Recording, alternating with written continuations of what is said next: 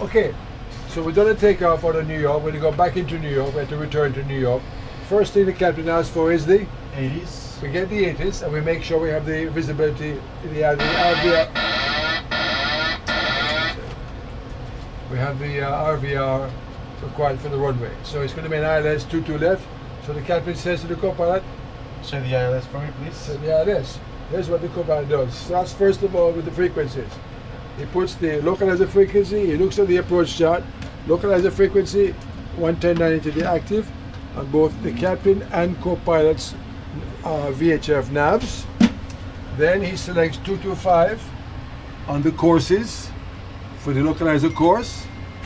Then he goes to the CDU and makes sure that the approach is selected. There is Rosley, Zalpo and 22 left, and there it is on the navigation display. But what the co-pilot has to do is extend the localizer from Rosley.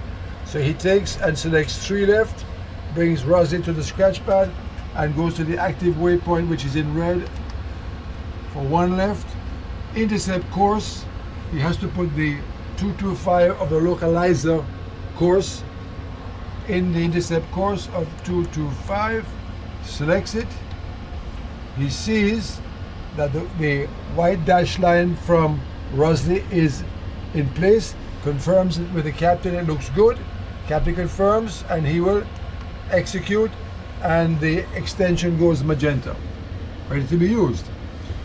The co-pilot will then set the DA at 213, so he selects the outer knob and reduces the bug on the altimeter to 213 in barrel.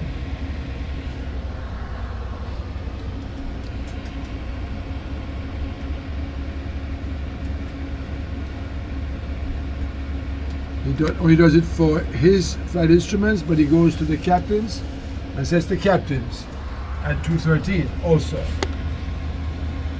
Then the co-pilot,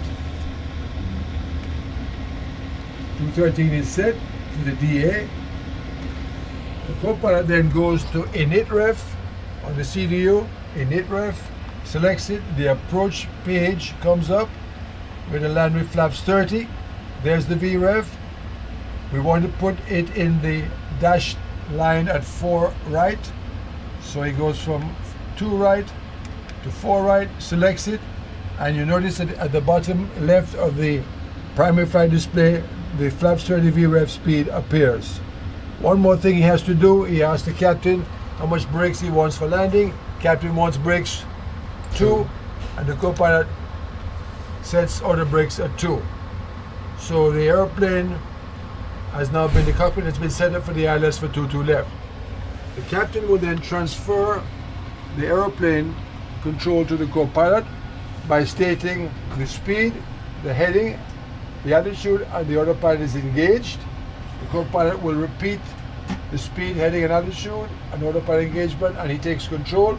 The captain will then brief the approach. When he's briefed the approach, he will then take the airplane back from the co-pilot.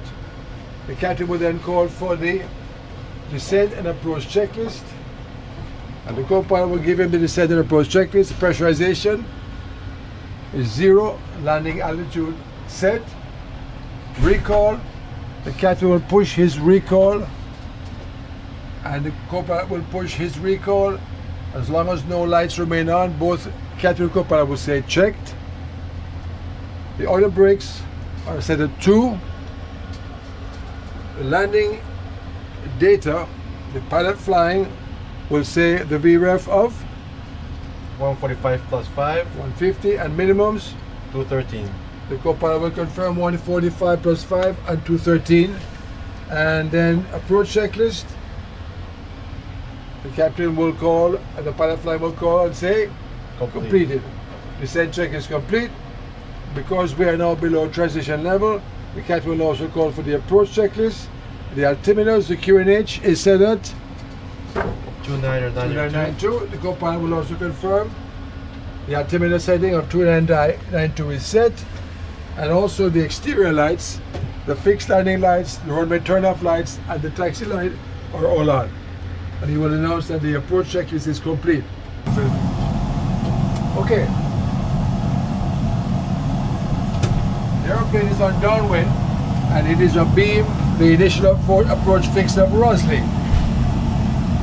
We can see the active waypoint of Rosley and the distance from Rosley and the estimate for Rosley.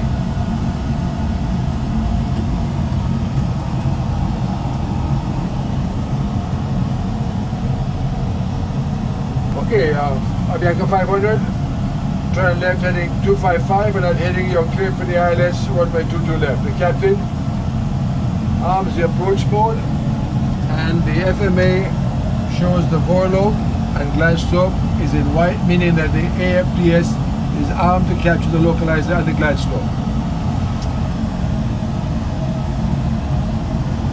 When the captain is 10 miles from Rosley, he calls for Flaps 1.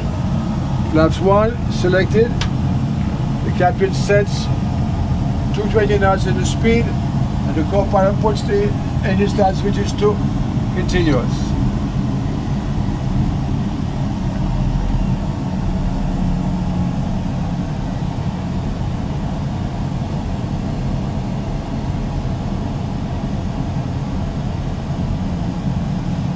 The FDS has captured the localizer. The FMA is in green Vorlog. The captain takes and turns the heading bug to the runway heading of 225 using the heading select.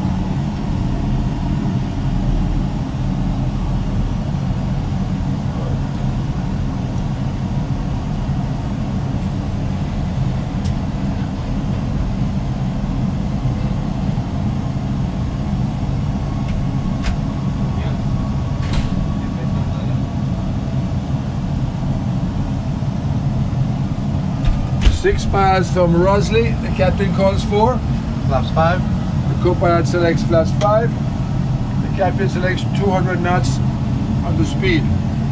So we can see here that the magenta speed book is set at 200 knots. Notice the pitch altitude is 3 degrees nose up with the wings level. The approach control then clears the flight to contact the tower on 191. The co-pilot always uses the VHF comm number 1 and he transfers and puts the tower frequency into the active of the VHF comm. Speaks to the tower and gets landing clearance. When the flight is clear to land, the co-pilot or the captain will then put the retractable landing lights down for landing. The co-pilot and captain are now waiting for the glide slope to become alive.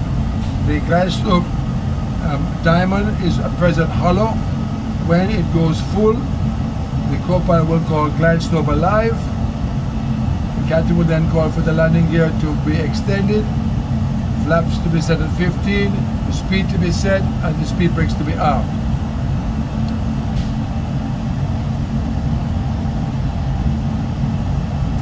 Glide slope alive. Gear down, flaps 15. Gear down. Co-pilot sets flaps 15. Captain puts the speed bug on the green 15 maneuvering speed and the captain arms the speed brakes so that the speed brake arm green light shows. The glide slope is alive.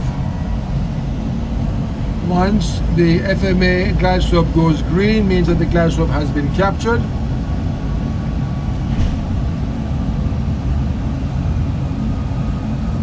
At approximately 1 dot above, but the captain waits until the glide slope pointer comes right to the on glide slope position. When he is at that on the glide slope, he then calls for flaps 30, and he sets the speed at VREF plus 5 and calls for the landing checklist.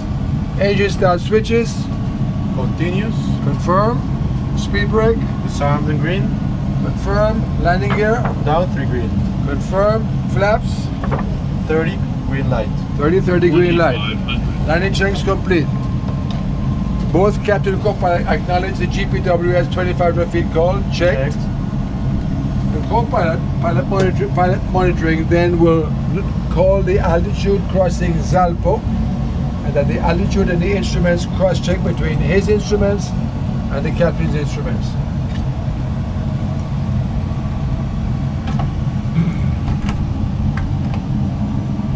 So notice that the radio altimeter is going to read the altitude above the ground on the primary flight display.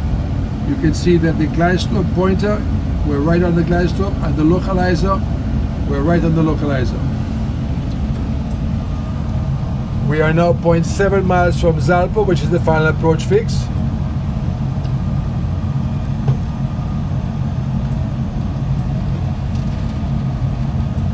Point 2, point 1, Zalpo at 1800 on both altimeters, altitude and instruments cross-check. Checked.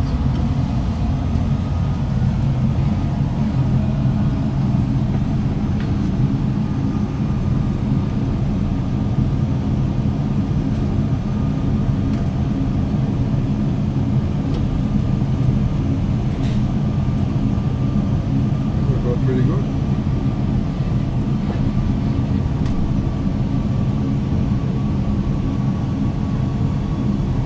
Notice on final approach with flaps 30, the airplane flies at about 2 degrees nose up, where the white square is at the bottom of the 2.5 degree line.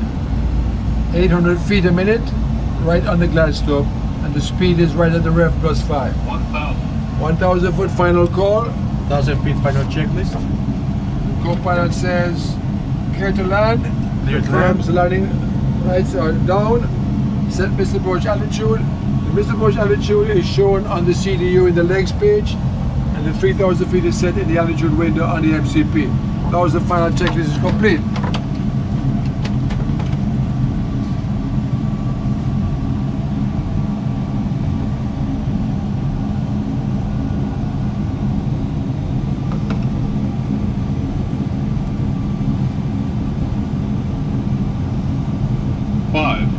Check. Check. Co-pilot says approach lights inside. The captain says Continue. continue. Co-pilot says runway in sight. Landing. 300. Landing. Approaching minimums. Auto throttle. So autopilot is disconnected. Approaching 200. minimums. Minimums. Minimums.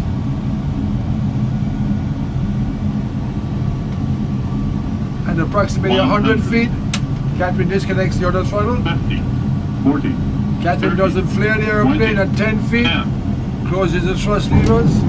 Speed brake up. Captain selects reverse thrust. Co-pilot calls 2 engines in reverse. Checked. Captain doesn't touch the landing with the brakes, but lets the other brakes bring the airplane to a stop on the center line.